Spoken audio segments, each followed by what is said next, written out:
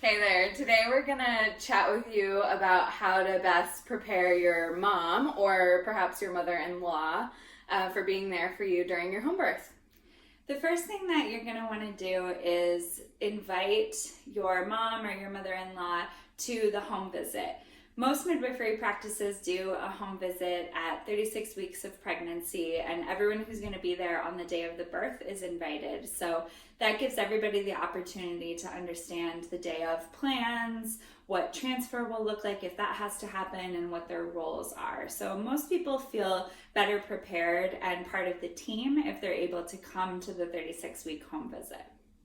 We also really recommend turning your mom towards our podcast.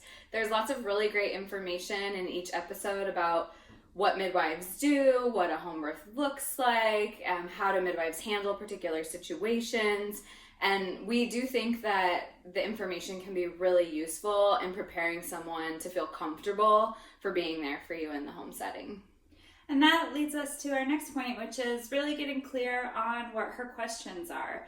A lot of times the person who's most nervous about a planned home birth is either the mom of the birthing person or the other grandma. So very often we'll hear from people that they have misconceptions about neonatal resuscitation, about blood loss, or they just feel like something really dangerous might happen.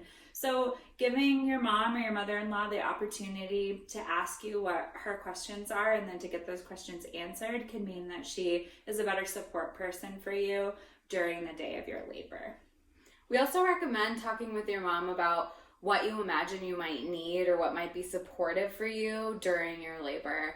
And for a lot of people, that looks like kind of assigning tasks to support people, whether it be cooking, whether it be making sure that your water's always full, whether it be cleaning the house, having laundry ready, whatever it is that would feel good and really nourishing to you as you're preparing to have your baby. We encourage you to ask for that in the people who are going to be at your birth.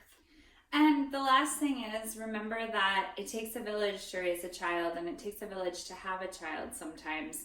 Traditionally, and in a lot of cultures, women give birth surrounded by the women in their lives who have gone through it, who have had the experience, and who have something to offer in the way of wisdom. So really letting your mom or your mother-in-law feel included and welcoming and welcome and honoring their role in your birth can be a really sweet connection for you as you plan to have your baby at home with your family.